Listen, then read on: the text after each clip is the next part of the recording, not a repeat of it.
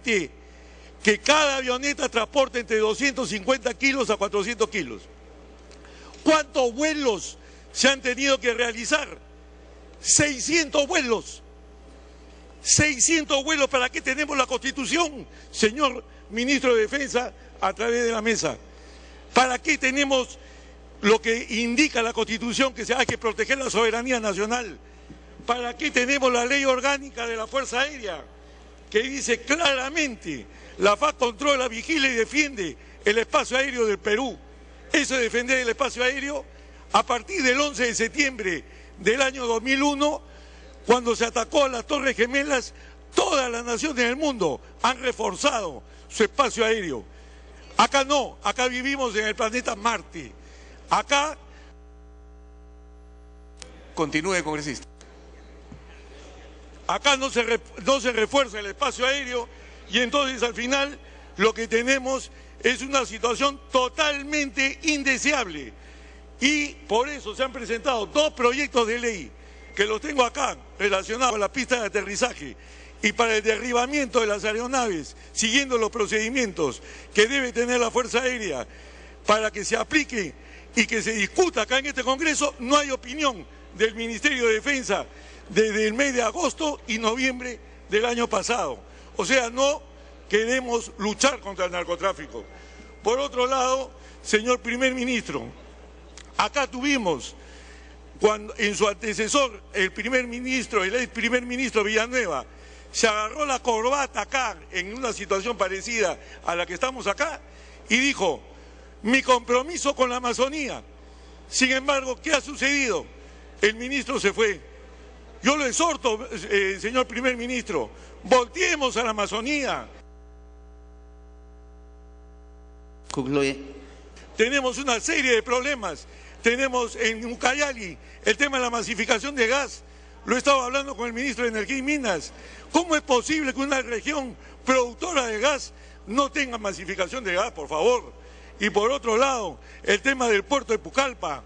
Tiene que salir adelante la provincia de Purús. Volteemos a la Amazonía. Tenemos que resolver los problemas que se encuentran en esa región importante del país.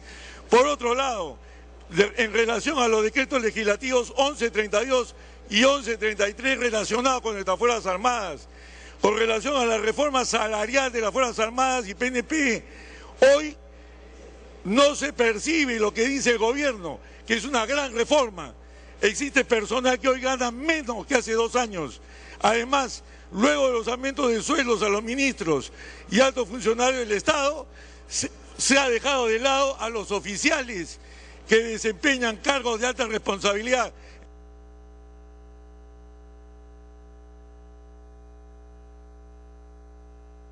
Concluya. Ni qué hablar de los retirados.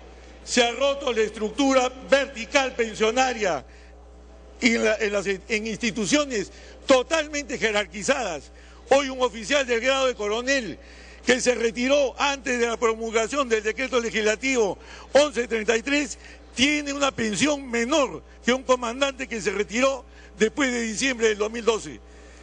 ¿Tienen planeado los ministerios de Economía, Defensa e Interior enmendar estas omisiones? Esta pregunta a través de la mesa, señor presidente, al Consejo de Ministros, y decirles que merece un comentario esta situación, señor ministro de Defensa, también a través de la mesa, esta situación de que por qué la Fuerza Aérea no prioriza y no se actúa defendiendo el espacio aéreo de todos los peruanos. Y tenemos la vergüenza que dice el Departamento de Estado, que acá salen por el aire 150 toneladas de cocaína al año. Tiene la palabra el congresista Omar Chejade.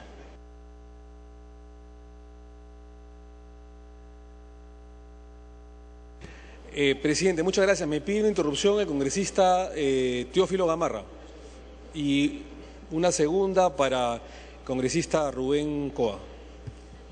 ¿Quién fue el primero, congresista? Gamarra. Gracias, señor presidente. En ese rumbo del crecimiento en el que en estos momentos se encuentra el gobierno y donde toda la representación nacional y el pueblo peruano debe apuntar, queremos mostrar con cifras, señor presidente, cómo es que los proyectos de inversión se han ido incrementando a partir del año 2006 hacia adelante. Por ejemplo, en el 2006-2007 las inversiones llegaron en el Perú a 880 millones y 346 millones. Sin embargo, a partir del 2013, por ejemplo, se ha llegado a 5.000.121.000 soles. Y por otro lado, para el 2014, señor presidente, se espera inversiones por el monto de 13.000.857.000. Esas son las líneas maestras de mantener el rumbo económico que el país quiere, con crecimiento económico y con más inversiones, señor presidente. Muchas gracias. Congresista Coa. Señor presidente, en referencia a dos megaproyectos fundamentales que han sido puestos en cuestión, efectivamente, en referencia al tema del gasoducto surandino, ha habido una movilización de la región del Cusco, pero lo que no se quiere señalar y reconocer es de que hay un trabajo efectivo de hace muchos años por parte del gobierno regional, etcétera, pero fundamentalmente por parte de nuestro gobierno en la posibilidad de concretar uno de los megaproyectos más emblemáticos y caros de la historia republicana, y para ello se ha generado una propia ley, como nos consta a todos los congresistas, la 29970. Se ha desarrollado una exitosa licitación respecto al nodo energético y está garantizándose, señor presidente, colegas, la licitación que no debe superar este año. Hay un trabajo sostenido respecto a este tema, como también respecto al tema del Aeropuerto Internacional de Chincheros, que cuenta con su propia ley.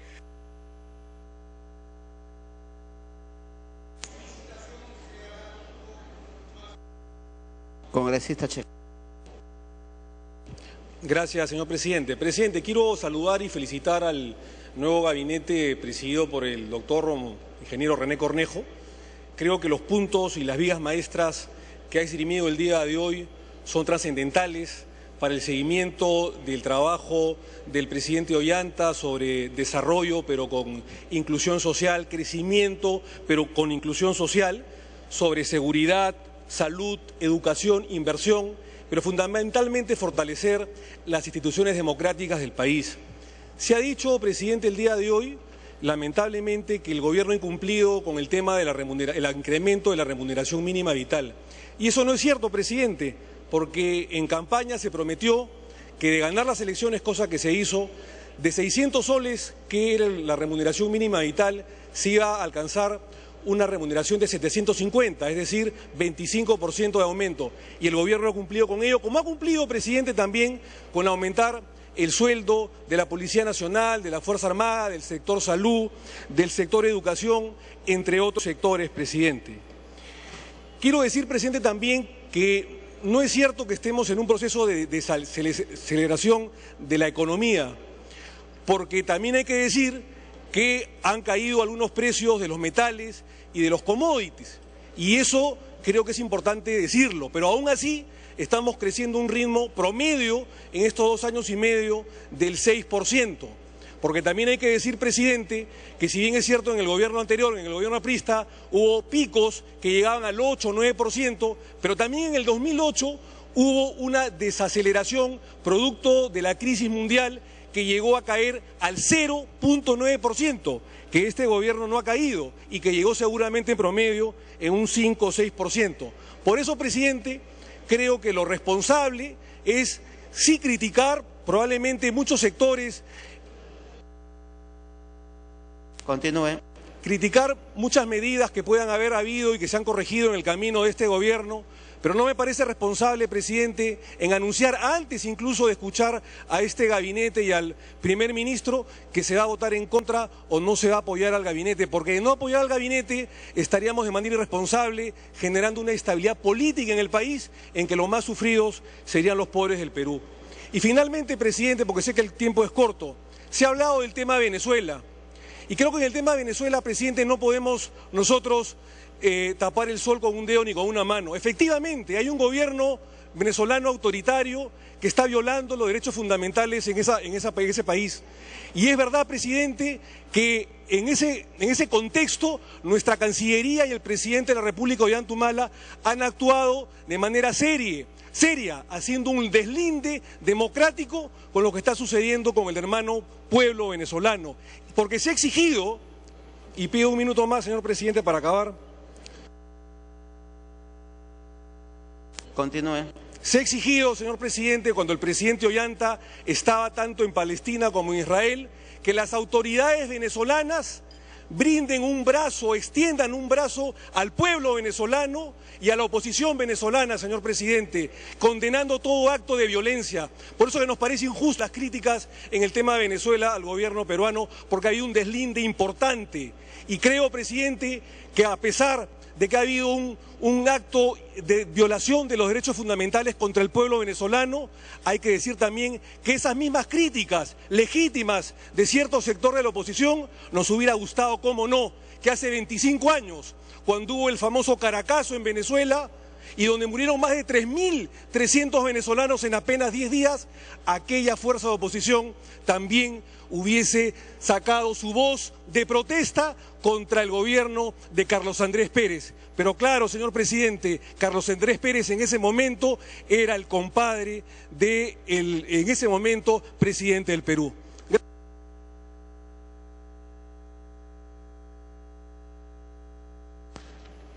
Tiene la palabra el congresista Manuel Merino. Por favor. El congresista Manuel Dagner me está pidiendo una interrupción, presidente, si me lo permite. Congresista Dagner.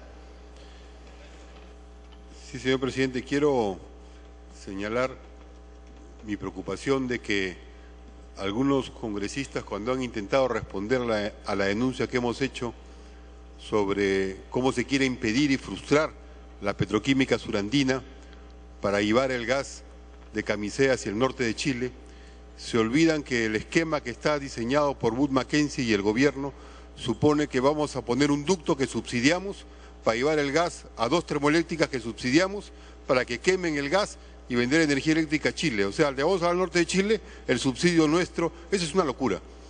Y lo que tiene que hacer es modificarse el esquema para que haya junto al tubo de gas, como se ha dicho bien, un tubo de líquidos en el cual vaya el etano, que es la pepita de oro, que es el punto central de la petroquímica. Sin petroquímica, la riqueza de Camisea queda ciertamente extinguida o llevada a otros lados. Más aún, debajo del gas que se va a ampliar en la exportación del gasoducto central, se está llevando el etano. Y si termina de esa manera consolidándose el gasoducto en... Congresista Merino. La congresista Verónica Mendoza me pide la segunda interrupción, presidente. Congresista Mendoza. Gracias, presidente. Para preguntar, presidente, sobre el tema respecto al etano. El propio exministro Merino nos dijo en reiteradas oportunidades aquí en el Congreso, y lo repitió en Cusco, que al año estábamos perdiendo 220 millones de dólares por quemar el etano, en lugar de industrializarlo. Si esto es así, presidente, cabe preguntarse por qué entonces no se garantiza que en el proyecto integral el gasoducto, el polo petroquímico y y el poliducto se incluya también un mecanismo para separar el etano. ¿Dónde estará la planta separadora? ¿Cuándo se instalará? ¿Cómo se va a garantizar que se cumpla lo que dice la ley 29970? Que hay que recordarlo, no habla solamente de un nodo energético, habla también y de manera importante del polo petroquímico, sobre el cual no se está concretando ninguna acción que nos garantice que se está yendo en ese sentido, presidente. Congresista Merino. Presidente, el día de hoy hemos venido a escuchar la exposición de la política general y las principales medidas de gestión del nuevo gabinete. Y quiero referirme a un tema estructural que, si bien es cierto, cada una de las materias, tanto en educación, en salud, en seguridad ciudadana, han sido claramente puestas en conocimiento de este Pleno del Congreso de la República, hay un tema que estamos perdiéndolo de vista y que creo que es uno de los temas principistas para poder recuperar la confianza en la población. Y me quiero referir estrictamente al tema de la corrupción.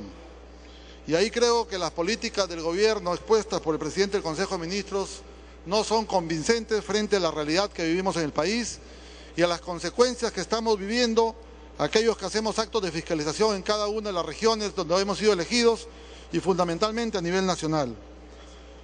Me quiero referir a esa lacra que le hace tanto daño y que pone un freno al desarrollo de nuestro país y que se lleva consigo las oportunidades de millones de peruanos. Desde el Ejecutivo tiene que tomar acción directa porque pareciera que se ha perdido el control. Y más nada el control en la información. Y esto llama la atención debido a que vivimos en una época donde todo está sistematizado. Tenemos ejemplos claros, fundamentalmente en el tema de educación y de salud que ocurren en algunas regiones del país, en el pago de la deuda social, en el tema de educación y salud, en el 037, se están pagando muertos, se están haciendo dobles pagos, y para el Ministerio de Economía y Finanzas pareciera que se está pagando deuda social y lamentablemente no hay una conexión que permita saber cuál es la relación de la persona que le está pagando, porque no la tiene el Ministerio de Economía y Finanzas, y cuando la hemos solicitado no hemos podido acceder a ella. Y esa es una manera de no apoyar a poder lograr enfrentar esta corruptela que tanto daño le hace al país y que lamentablemente se viene desarrollando en el interior del país, donde las regiones manejan sus recursos como si se tratase de islas. Culmine, congresista. En ese mismo marco tenemos temas sencillos, pero que hay que analizarlos. Una información pedida al ministro de Economía para poder saber cuál es la relación de los trabajadores del PNUD.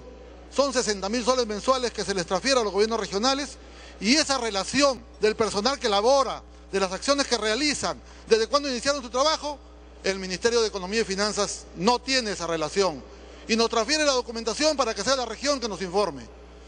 Cuando estos señores que laboran en el PNUD están en otros quehaceres y no en los quehaceres fundamentales de fortalecimiento institucional que necesitan las regiones. Luego, un segundo tema que es fundamental e importante tratar en esta sesión es el trabajo y la responsabilidad que tiene la Contraloría General de la República. Tengo aquí a la mano un documento que fue solicitado por mi despacho parlamentario de todas las denuncias que han hecho de la acción de auditorías que ha hecho la Contraloría General de la República, que son más de 800 del año 2010 a la fecha. ¿Y cuáles son los resultados finales de todas estas auditorías? Le ruego culminar, congresista. Ya, presidente. Sistematizando, de más de 850 acciones de control, 31 acciones la Contraloría ha encontrado responsables y ha puesto el delito de corrupción derivados de acciones de control. 31 acciones de 800 del año 2010. Y luego esto pasa al Ministerio Público. El Ministerio Público, por su propio sistema, demora en la investigación, pasan 3, 4, 5 años y hay impunidad, señor presidente. Esa es la verdadera debilidad que tenemos institucional y lamentablemente, señor presidente, el tribunal sancionador que tiene la Contraloría, que puede sancionar administrativamente, pareciera que no funcionara. Desde que se ha establecido solo 2 sanciones administrativas, que eso ayudaría y colaboraría si es que el Ejecutivo toma direcciones puntuales para luchar contra la corrupción, fundamentalmente en alianza con el Ministerio Público, con el Poder Judicial y con la propia Contraloría. Estas acciones no son notorias y vienen debilitando la institucionalidad, vienen haciendo que se extienda masivamente la corrupción en todo. Culmine, por favor. Y eso realmente nos debilita, señor presidente, y yo quiero dejar sentada nuestra posición de nuestra bancada política. Si no hacemos sinergias conjuntas, si nosotros como legisladores que estamos sometidos lamentablemente al poder económico de la corrupción, donde hay corrupción hay inseguridad ciudadana y donde hay inseguridad ciudadana hay corrupción. Y si las líneas maestras del desarrollo del país, que es la educación y la salud, no tenemos un trabajo conjunto, permanente, persuasivo, que permita ayudar a fiscalizar desde la instancia donde estamos cada uno de nosotros, lamentablemente la corrupción seguirá desbordada y los miles de millones que se vienen utilizando supuestamente por los mayores ingresos del país van a llegar nuevamente a la misma terminología donde todo queda en la corrupción y lamentablemente el país no desarrolla. Muchas gracias, señor presidente. Congresista Cecilia Chacón.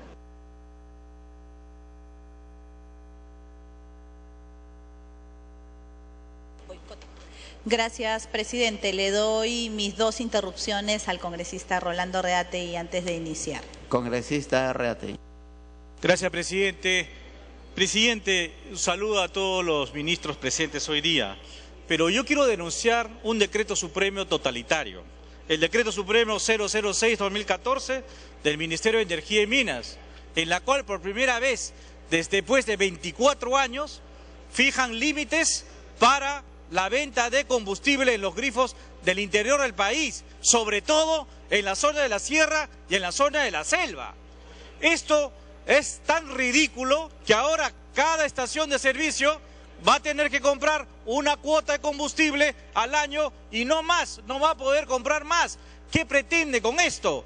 Pretende realmente que las grandes cadenas internacionales vayan y tengan el negocio limpio para que puedan entrar y tener todas las cadenas al interior del país. Es decir, están tratando de otra vez tener los monopolios para lograr realmente que no haya competencia en este país.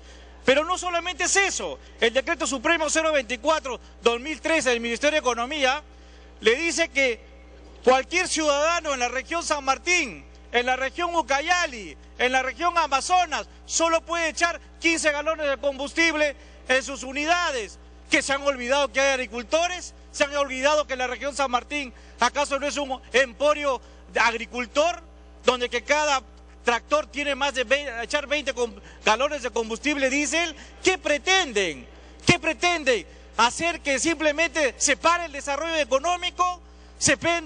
¿Pretenden excluir a estas zonas que tanto han demostrado que han combatido al narcotráfico, al terrorismo, sobre pretexto ahora de combatir realmente el narcotráfico con este decreto supremo que es totalitario? Quieren otra vez mandar a todos los ciudadanos que viven fuera de Lima al ostracismo, a no ser competentes, a no ser competitivos.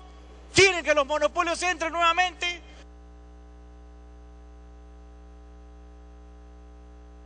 Congresista Chacón. Gracias, presidente.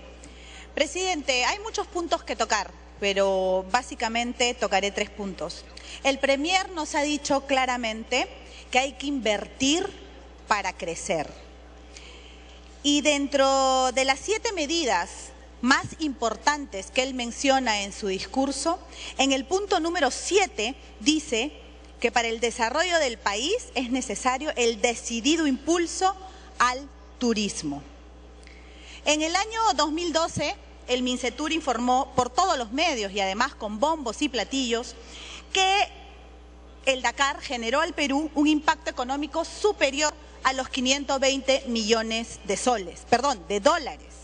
Eso fue con el ministro anterior, el ministro Silva. Entonces se dirá, ese fue el ministro anterior y por lo tanto la ministra actual no necesariamente tiene que seguir la misma política, lo cual es terrible, señor presidente, y es uno de los errores que se cometen al cambiar a cada rato de gabinete o de ministros. Sin embargo, la misma ministra, la ministra actual, el 17 de diciembre de 2013, en conferencia de prensa, dijo que el rally logró generar en el año 2013 637 millones de dólares con un impacto económico de 278 millones y 359 millones de dólares por la transmisión del evento en el exterior. Sin embargo, ahora la ministra no ha firmado para que el Perú en el año 2015 sea parte ya sea de la llegada o de la partida del Dakar. ¿Y qué es lo que nos ha dicho la ministra? Que no puede pagar el Estado peruano 30 millones para el Dakar, que hay otras prioridades, que no hay dinero para esta inversión, a pesar que el Premier nos ha dicho claramente, estas son sus palabras. Continúe. Invertir para crecer. Y acá hay muchos economistas, acá hay muchos hombres de negocios, el mismo ministro de Economía, que claramente sabe que si yo invierto 30 millones y luego voy a generar más de 600, pues qué buen negocio. Entonces, señor presidente, yo no me explico cuál es la razón. Y la ministra nos dice que la prioridad son postas médicas, ambulancias, tener que invertir en capacitación de enfermeras. Yo no sabía que a la señora ministra más le interesaba el sector salud. Entonces, en el próximo cambio de sillas ministeriales, tal vez la tengamos de ministra de Salud.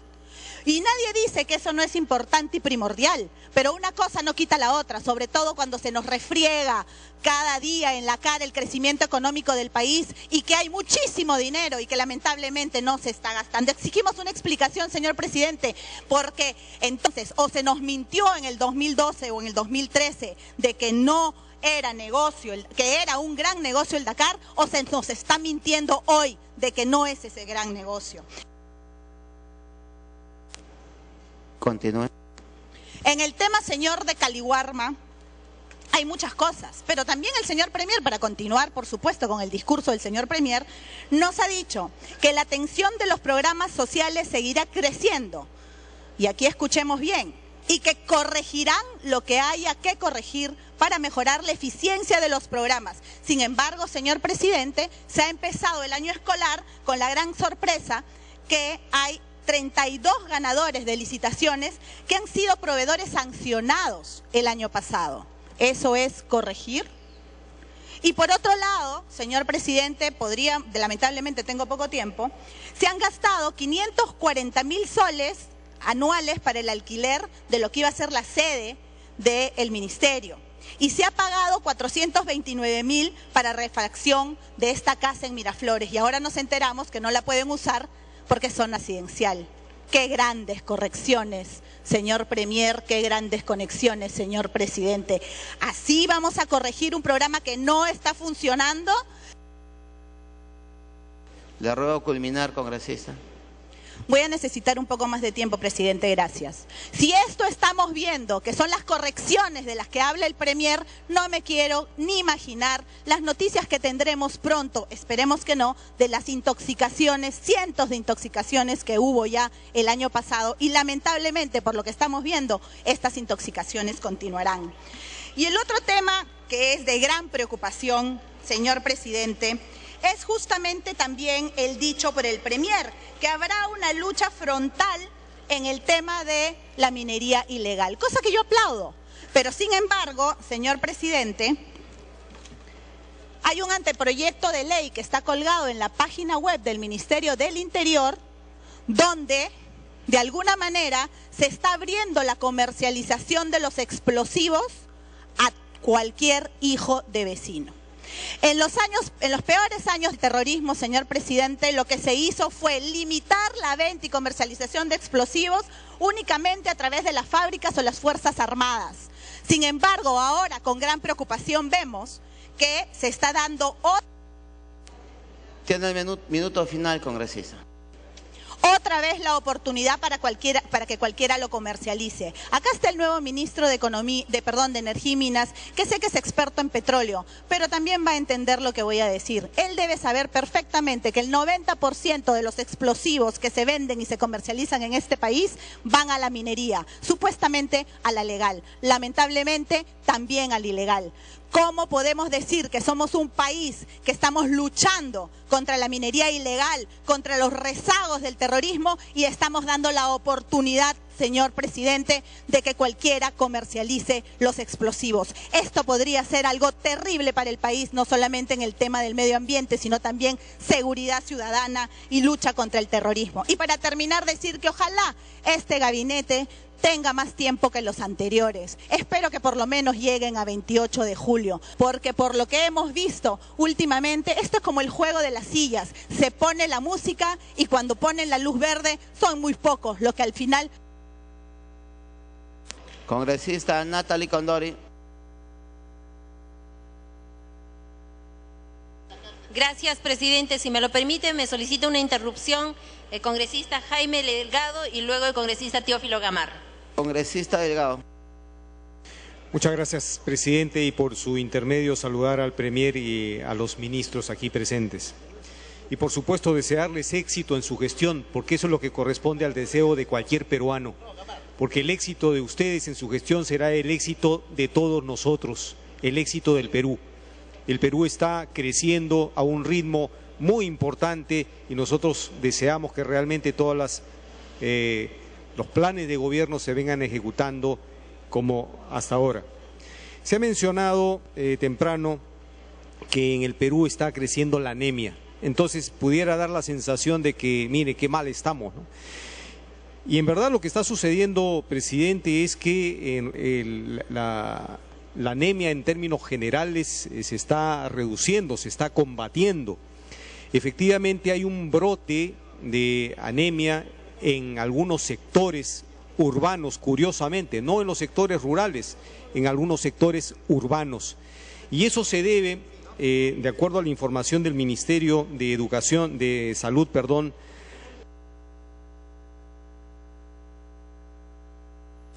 ¿Le da la segunda interrupción al congresista Delgado? Congresista Delgado. Muchas gracias. Algunos factores que son importantes mencionar, como es el incremento de niños prematuros, las malas prácticas de alimentación en los niños de menores de 3 años, que es una situación grave, y también la prevalencia de anemia en las gestantes de alrededor del 28%.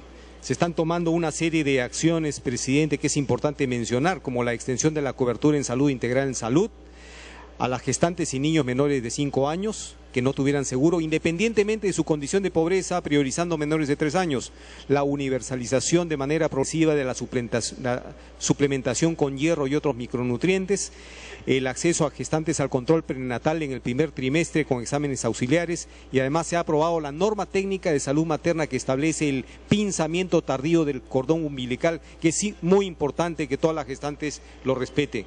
En ese sentido, presidente, el gobierno va a hacer todo el esfuerzo necesario para revertir esta situación de estos brotes puntuales que se están dando curiosamente en zonas urbanas, una vez que la gente se incorpora al mundo laboral. Congresista, uso la palabra. Gracias, señor presidente. Creo que ha llegado un momento en el que el día de hoy hemos sido convocados a este pleno para escuchar la exposición de la política general del gobierno, para debatir dicha política, para debatir las principales medidas que requiere la gestión del gobierno. Pero también es necesario tener un momento de reflexión y, ¿por qué no?, hasta de autocrítica, porque en la humildad está la grandeza. Por esta razón yo saludo las intervenciones que aportan con iniciativas constructivas y pensando en el desarrollo del país. Pero también es necesario condenar aquellas intervenciones que hacen del insulto y la diatriba la más perniciosa distorsión de lo que es el quehacer político. Señor presidente, el escenario en el cual se presenta este nuevo gabinete tiene una característica especial que no puede pasar desapercibida. Este gabinete encuentra un país que ha resuelto todos sus límites. Por ello, señor presidente, debemos asumir la responsabilidad de enfrentar el desarrollo nacional con una nueva perspectiva geopolítica y estratégica, que tiene que construirse integrándonos con mayor fuerza a los países del interior del continente, en una sana competencia, señor presidente. Eso significa convertir al país, especialmente al sur del Perú y de entre ellos Tacna, como puerta de integración del continente y de relación con el poderoso continente asiático. El señor primer ministro el día de hoy nos ha planteado las prioridades con el cual va a trabajar el gabinete. 4 ejes, los cuales nosotros tenemos que respaldar. Educación, cómo no, si tenemos que querer plasmar una visión geopolítica, cómo no dejar en nuestras futuras generaciones. Continúe. Muchas gracias. ¿Cómo no dejar en nuestras futuras generaciones y sobre todo de la mano con la educación la visión del más largo plazo de lo que queremos de nuestro país? Salud, seguridad ciudadana, porque sin ella no podemos traer inversiones a nuestro país, ni promoverlas.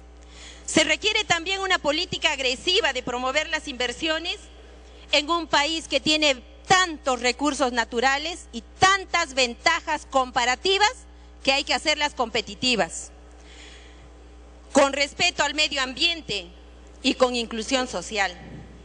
Por todo ello, saludamos la presentación del señor presidente del Consejo de Ministros y todo su gabinete, y los instamos a trabajar con mucha decisión y fuerza, Si hay que tomar medidas enérgicas y radicales, sobre todo en el tema de seguridad ciudadana, claro que sí, nos tendrán de la mano para apoyarlos.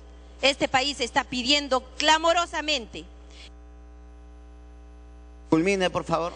Y aquí también es una responsabilidad de todos los niveles de gobierno, orientar a fortalecer la seguridad ciudadana. Señor presidente, por esa razón invitamos a la representación nacional a ser vigilantes de esta ruta al desarrollo y por lo cual le agradezco, señor presidente. Congresista Mávila. Gracias, señor presidente. Señores integrantes del gabinete, colegas congresistas. A lo largo de todo el día se ha confrontado una supuesta contradicción. Se dice, nuestro país está en crecimiento económico y esa bonanza económica implica per se un desarrollo evolutivo del proyecto del país. Y quiero decirlo claramente, señores congresistas, ese desarrollo económico que nadie puede negar es un desarrollo económico del capitalismo extractivo. En el estómago del pueblo, y lo digo con respeto, no se expresa, estimados colegas, el crecimiento económico. Hace unos días festejamos el Día Internacional de la Mujer en la comunidad autogestionaria de Huaycán. Y una mujer que hace 70 años llegó sola a parir ese pueblo junto con sus hijos. ¿Saben lo que nos dijo, colegas congresistas?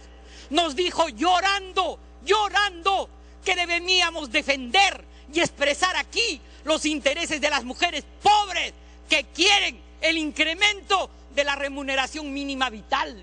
Y por eso yo, feminista hace 4 décadas, a mí no me acusarán de machismo, expreso discrepancia pública con el punto de vista que generó la crisis política del anterior gabinete, que expresaba pues que la remuneración mínima vital no está en agenda. Expreso discrepancia política con la ciudadana política Nadine Heredia. Y esto no es machismo, colegas congresistas. Esto es una exigencia de autocrítica a una política económica que hasta Chomsky, que a quien no le acusarán de ninguna ideología proizquierdista, dice que junto con el desarrollo del mercado se impone un desarrollo humano, se impone, por supuesto, enfrentar no solo el asunto del crecimiento económico, sino la brecha de la desigualdad.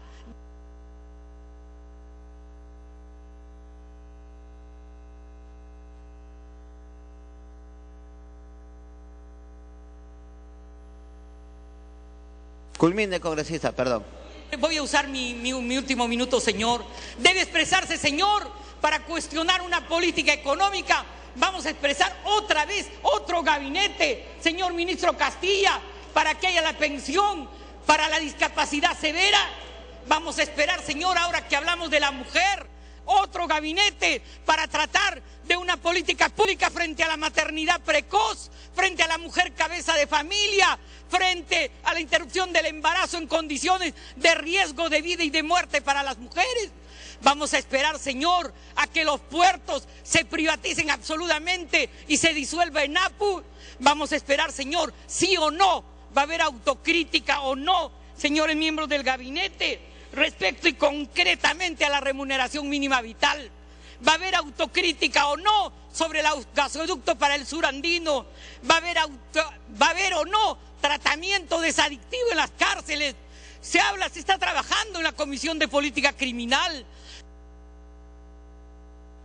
Culmine, congresista. Ciernen para la política criminal, para que de vida haga tratamiento desadictivo en los jóvenes infractores. No hay plata, pues, y aquí hay un todopoderoso señor que aparentemente está muy callado, pero al final ya no sabemos si el gabinete es del premier formal o del poderoso señor que tiene una visión económica evidentemente deshumanizada, que tiene un punto de vista evidentemente ortodoxo, que no comprende que somos un país pobre y que las necesidades del pueblo pobre deben ponerse por delante a la hora de pensar en la viabilidad del país. Gracias, señor presidente.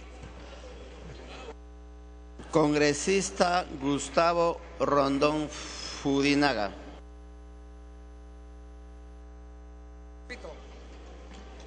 Gracias, señor presidente. Me pidió el congresista Martín Belaunde y la congresista Cecilia Congresista Belaunde. Señor presidente, hará un par de horas me encontré casualmente con la ministra de Cultura.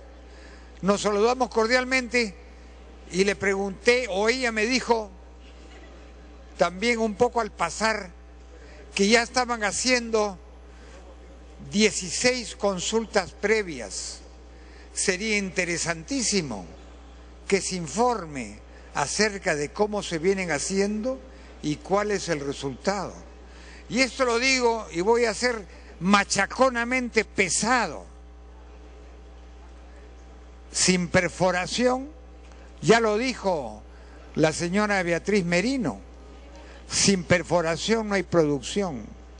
Y ojalá que no lleguemos al maravilloso ideal de los grandes ambientalistas, producción cero de petróleo.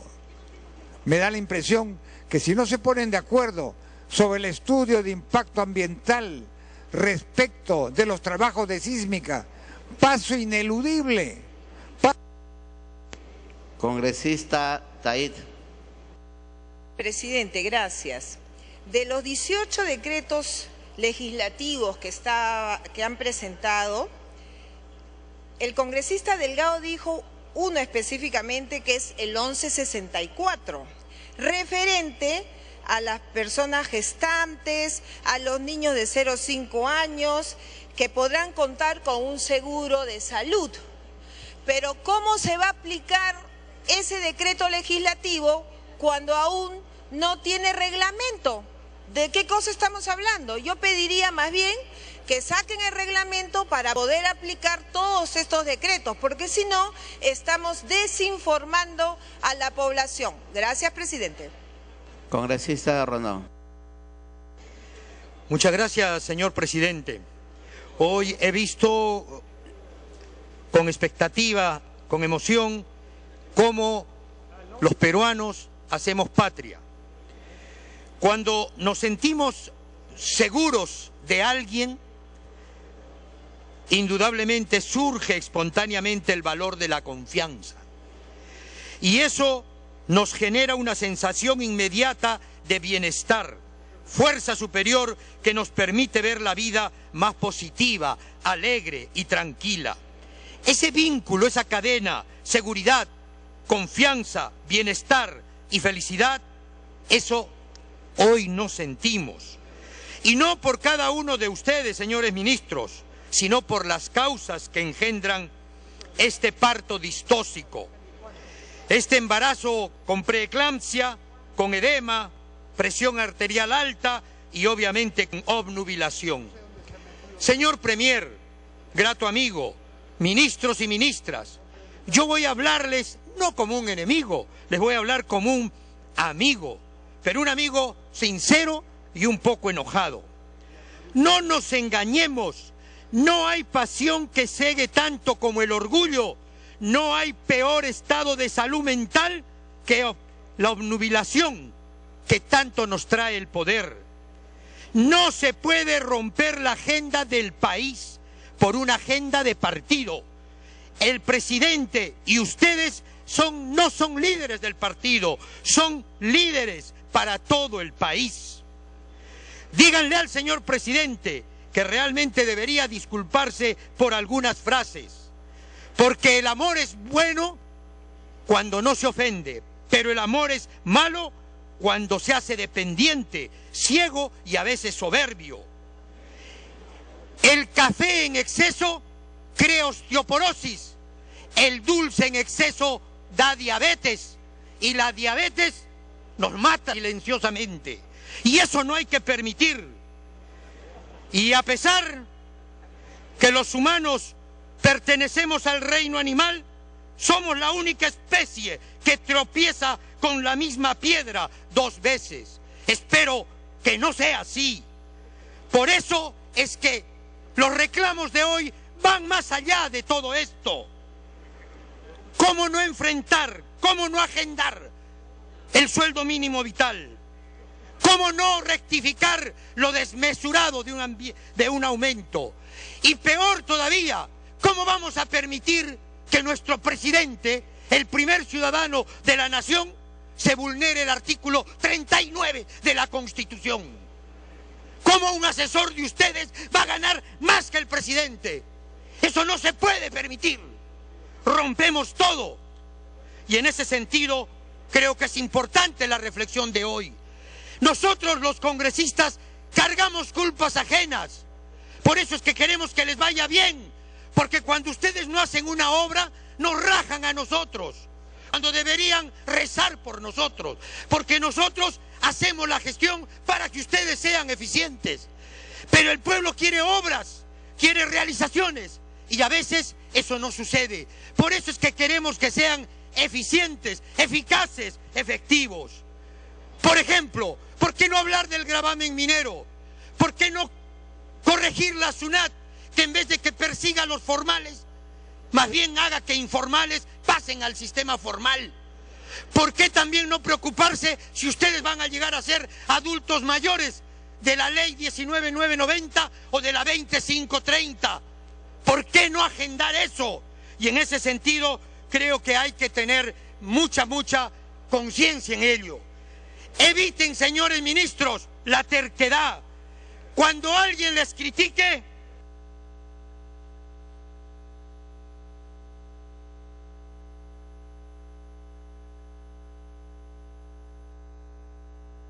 culmine. Cuando uno peca y se confiesa con el cura, tiene que tener el propósito de enmienda. Y si hay propósito de enmienda, hay remordimiento. Y cuando uno siente remordimiento, es porque el otro le interesa. Cuando uno ofende, daña, divide, obviamente siente remordimiento, es de veras. Pero cuando no siente remordimiento, se le basta la humildad, mal consejero. Por eso hay que cambiar de actitud. El remordimiento es el mejor motor para reparar el daño hecho. Y en ese sentido, señores ministros, por favor, mejoremos la imagen del presidente. Por eso hay que elevar el sueldo del presidente. Segundo, hay que agendar el sueldo mínimo. Y obviamente también hay que comprender que el Estado es uno solo. Sacrifíquense, porque la palabra sacrificio viene de sacro, que es sagrado. Tiene la palabra la congresista. Culmine, pero ya le hemos dado bastante tiempo. Tengo los minutos del congresista Benavides. Ya no tiene esos Benítez, minutos. perdón. No tiene esos minutos porque su bancada se excedió. Le voy a dar un minuto para que culmine. Muchas gracias, señor presidente. Bien, ¿saben cuál es lo más grande de hoy? No es el plan de trabajo, no es el programa, no es lo hecho que se reconoce, es más arriba, señores congresistas. Hoy estamos poniendo las bases para el verdadero respeto entre poderes, respeto a los valores, respeto a la democracia, a la Constitución y a la institucionalidad. Hoy nuestro voto tiene que ser por el país. Me duele hacer doler a un amigo, pero señores ministros, hoy hay que aplicar cirugía, porque si no los operamos hoy, se pueden morir. Así que en ese sentido, el Congreso hoy tiene que estar unido. Y el día de hoy el voto va a ser el voto del justo medio, donde se encuentra la verdad. He dicho, señor presidente. Tiene la palabra la congresista Marta Chávez Cosío. Sí, presidente, por favor, si me permite, voy a conceder los 2 minutos de interrupción al congresista Rolando Reategui, por favor. Congresista Reategui. Presidente, quería parafrasear las palabras del presidente Ollantumala, que hay una campaña asquerosa de parte de Telefónica y de Claro en casi todo el oriente peruano, en San Martín, no desde este año, sino de los años anteriores, en la cual el servicio de telefonía, de data y sobre todo internet es casi imposible poder comunicarse. Y esto, presidente, se debe a que realmente los órganos que están obligados a hacer uso de la regulación, no dicen ni una sola cosa en pos de la competencia y sobre todo poder multar a estas empresas. OCIPTEL no hace su trabajo, el Ministerio de Transportes y Comunicaciones no hace su trabajo, de tal manera que acá, presidente, el hecho de que ahora se hayan incrementado los sueldos simplemente no corresponde a la realidad de que estos señores puedan hacer uso legítimo de poder regular mejor y poder en orden que las comunicaciones en parte de la Amazonía del Perú puedan ser fluidas, sobre todo ahora que se necesita sobre todo el Internet para poder comunicarse a las otras partes del mundo. Luego, presidente, también hace unos días atrás el pueblo de San Martín hizo un paro. ¿Para qué? Para hacer que la ley sobre el notariado se pueda cumplir, haya competencia, pero una jueza del Callao ha determinado que realmente no se realice el concurso en la comunidad de San Martín. ¿Y por qué? ¿Cómo una juez del Callao pueda determinar que no puede haber un concurso de notarios en la región San Martín? ¿Qué quiere decir? Le están sacando la vuelta de ley y sobre todo la OCMA no actúa. Se le ha denunciado a través del Ministerio de Justicia, pero sin embargo no actúan a la velocidad de una tortuga. Y eso es lamentable, que en el Perú la institucionalidad no se cumple. El Poder Judicial en contra de la competencia y en contra realmente de solucionar los problemas ágidos de todas las regiones y sobre todo de San Martín. Congresista Chávez. En primer lugar, saludo la presencia del señor presidente del Consejo de Ministros y los ministros que lo acompañan en este cumplimiento a lo que dispone el artículo 130 de la Constitución. Es cierto que este gabinete se presenta en medio de una turbulencia relacionada con la salida poco decorosa del anterior presidente del Consejo de Ministros, la indebida interferencia de la primera dama en todos estos temas y ahora último el escándalo de un acuerdo bajo la mesa irregular en el caso del señor Antauro Humala, hermano del presidente de la República, quien venía perdiendo en 2 instancias un reclamo y sin embargo nos hemos enterado que el procurador había suscrito con el señor Antauro Humala una conciliación extrajudicial para pagarle centenares de miles de soles aparentemente por debajo de la mesa. Y sin embargo están aquí, pese a ese escándalo, ¿ha caído quién? El comandante general del Ejército, mientras que los responsables políticos están sentados aquí con bien gracias. El procurador del Ministerio de Defensa, no del Ejército. El procurador es del Ministerio de Defensa y depende del señor ministro de Defensa. Y el presidente del Consejo de Defensa Judicial del Estado es el ministro de Justicia. ¿Qué hacen acá sentados mientras que se le corta la cabeza a un comandante general? De repente en algunos meses lo van a mandar a algún premio consuelo. Entonces, en medio de este escándalo, señor presidente, leída la exposición y escuchada la exposición del presidente del Consejo de Ministros, encontramos de primera mano 2 errores. En primer lugar, en la página 4 de ese informe se dice que el fallo de la Corte Internacional de Justicia nos ha dado la razón. No es cierto, no es cierto. Hablemos de la verdad sin triunfalismos insanos, porque lo cierto es que si bien hemos avanzado, continúa. No nos ha dado la razón, porque ha considerado que sí existe un tratado de límites, cuando esa no era la argumentación nuestra, y ha considerado que no tenemos derecho a buena porción del mar nuestro hasta la milla 80, por lo tanto nada de triunfalismos. También, señor presidente, en la página 27 del informe de la exposición se dice una mentira, una falsedad, un error. No todos están de acuerdo con la labor del alto comisionado de la formalización minera, señor. Hoy día mismo han habido protestas muy severas. Hemos presentado un pedido de moción de comisión investigadora porque sabemos que en lugar de formalizar lo que se quiere es erradicar a los pequeños mineros que incluso desde hace más de 40 años, ya sea en Madre de Dios o ya sea en Quispicanchis y en otras provincias del Cusco, tienen sus concesiones y pagan impuestos, pero los quieren desalojar y los quieren erradicar y pasar a la condición de ilegales para quitarles toda posibilidad en favor de sabe Dios qué intereses. También hay un error, señor presidente, o un vacío. Se ufanan de que en materia de Continúe con eso.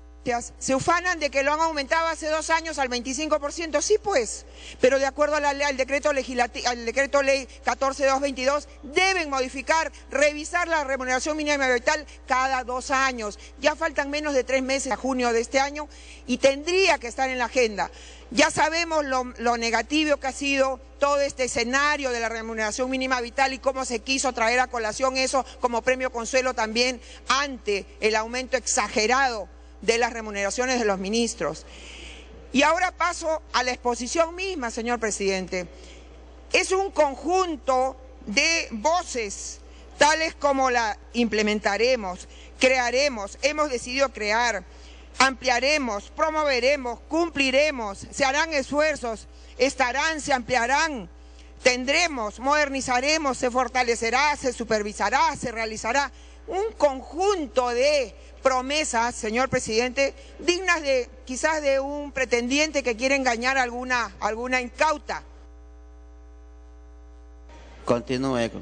No es el mensaje, la exposición y el debate que requiere el artículo 130 de la Constitución. El artículo 130 de la Constitución, señor presidente, dice que aquí viene el gabinete nuevo para exponer y debatir la política general del gobierno y las principales, ni siquiera todas, las principales medidas que requiere su gestión.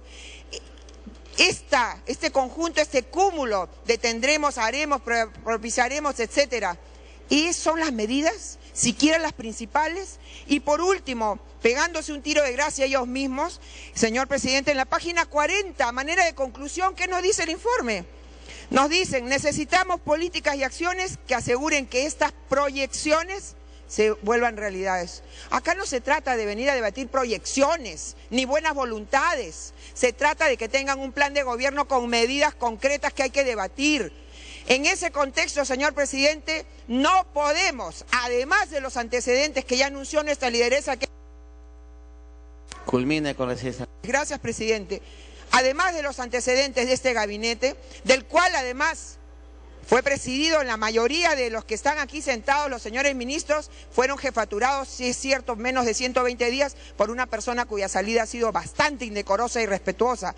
Pues bien, señor presidente, además de eso, no podemos nosotros darle un voto de confianza a lo que no es una exposición de medidas como obliga la Constitución. Por lo tanto, ya ustedes saben, aunque les duela, aunque el humanismo no quiera entender, señor presidente, no podemos darle a este gabinete nuestro voto de confianza, porque lo que han venido a exponer aquí no son medidas concretas, sino un conjunto de vaguedades y, como digo, también de inexactitudes y de omisiones. Gracias, presidente. Congresista Agustín Molina.